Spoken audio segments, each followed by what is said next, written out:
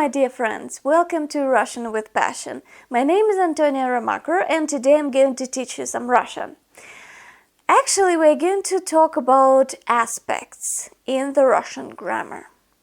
Aspects is something which does not exist in English. Well, to some extent. Anyway, in English we have 12 tenses. For a Russian person, this is crazy. That's why it's so difficult for Russians to start learning English, because tenses confuse us a lot. In Russian, there are just 3 tenses: past, present, and future. That's it. 3. And in English, there are 12. However, in Russian, there are aspects, and they somehow help us to differentiate between different subtenses in English, like continuous, perfect, perfect continuous, and so on. So in Russian, there are 2 aspects: imperfective and perfective. You see that perfective looks like perfect, and there is some connection here. Because imperfective verbs describe ongoing, continuous, repeated, or reversed actions. And perfective verbs describe actions which have been completed, usually successfully. So, to some extent, we might say that imperfective verbs are used for English simple and continuous tenses, and perfective verbs, Russian perfective verbs, are used to translate perfect tenses. But it's not as simple as it looks at first. Now, once again, tenses.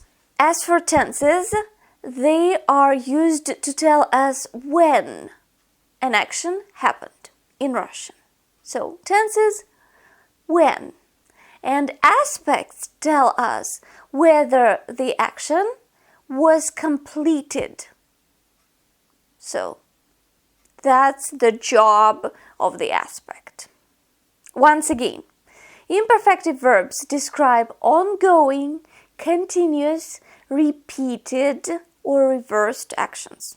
And perfective verbs describe actions which have been completed successfully, or one-off actions. This is the second. And 3, they describe actions occurring within finite time. So these are 3 main functions. Now, in our today's class, we're going to focus on some general information. Now let's take a look at one pair.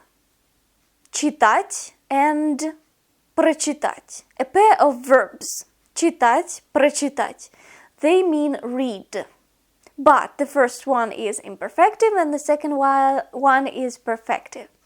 So if you say «Вчера я читал книгу» for a guy or a male, and «Вчера я читала книгу» for a girl or female, you mean that you were reading a book yesterday. So it's a continuous action.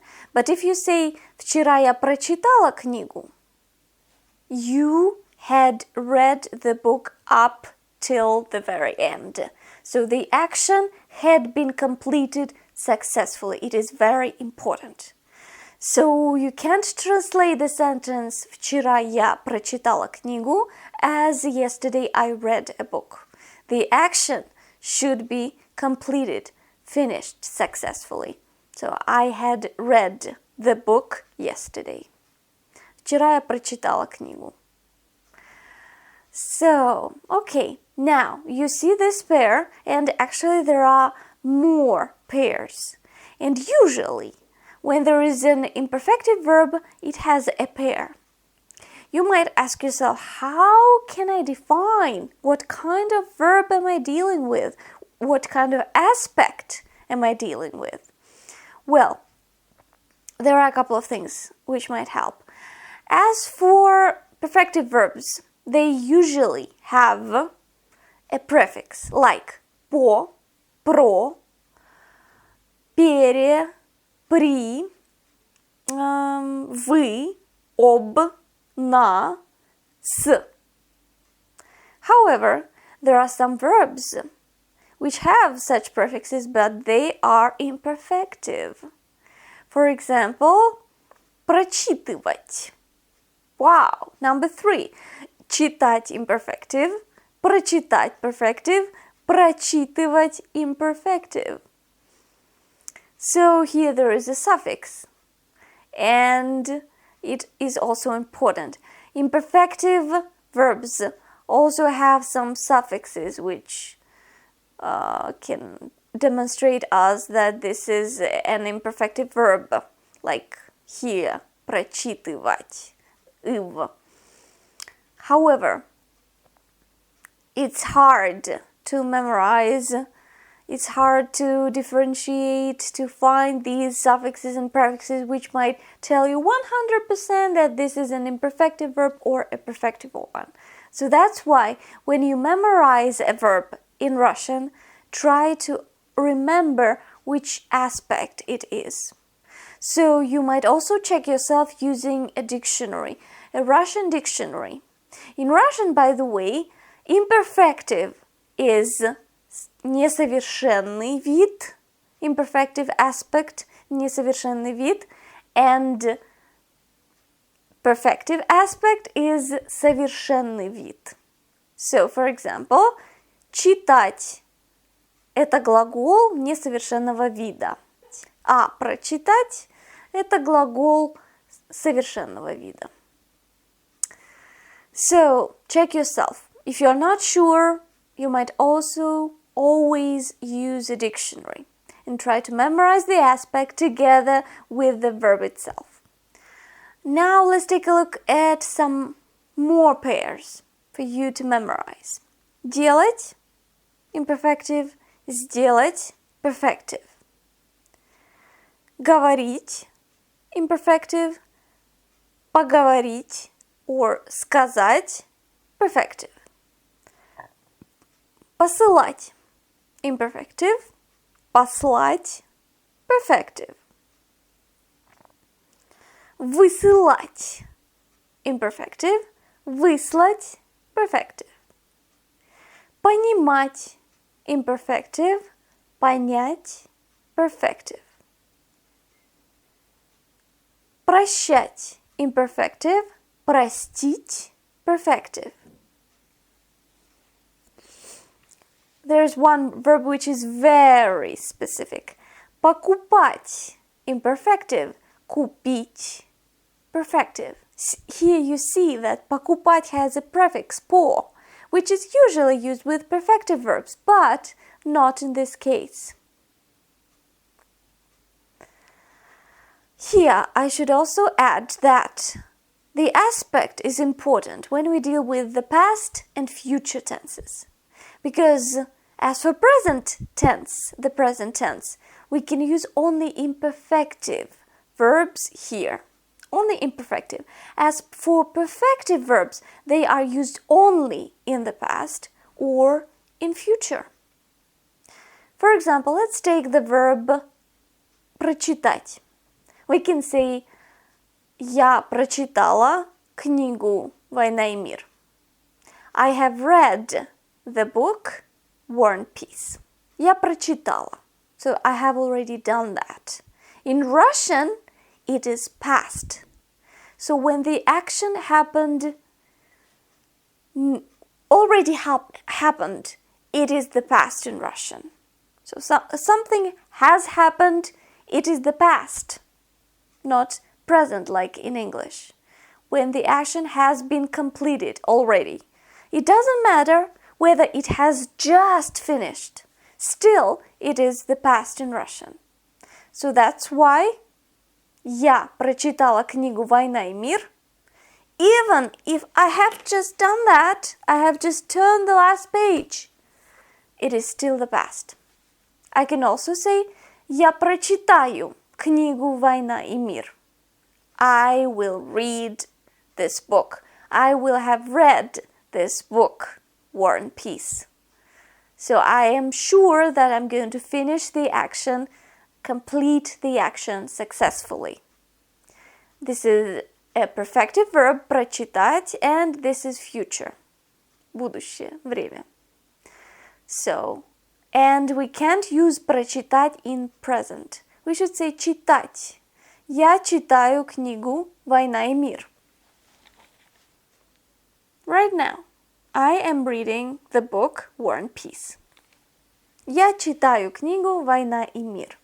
Or a general sentence. Я читаю одну книгу в месяц. I read one book a month. As an example. A repeated action should be described by an imperfective verb. And one more thing.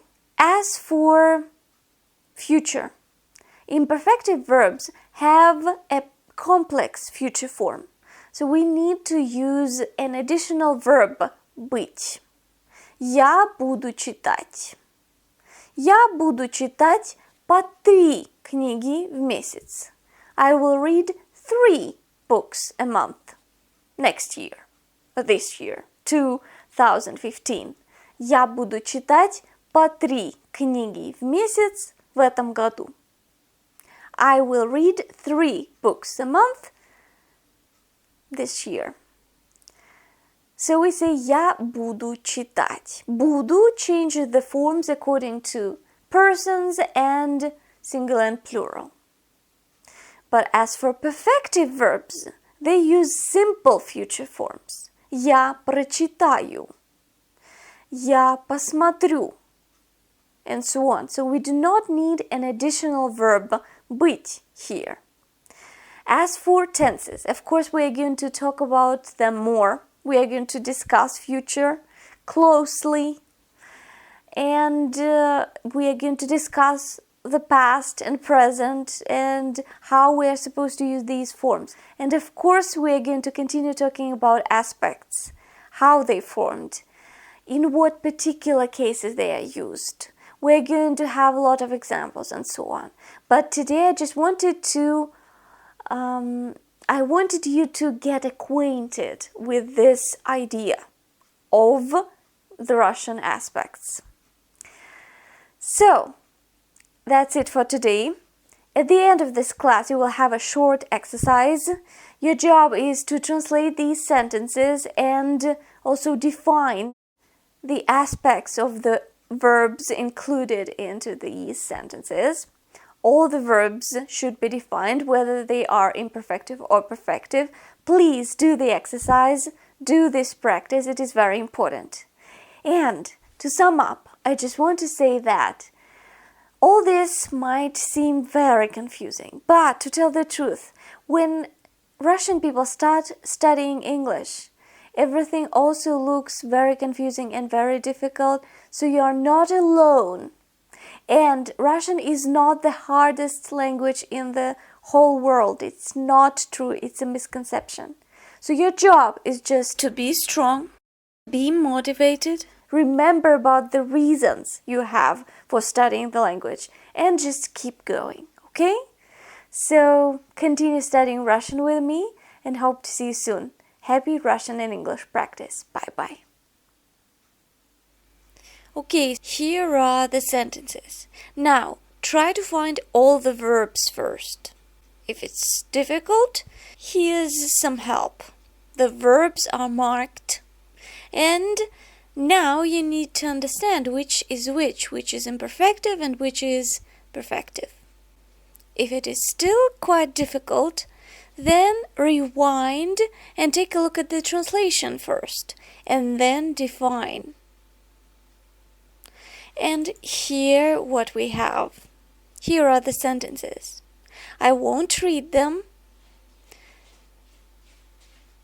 And the translation. I hope that you found this exercise interesting and useful.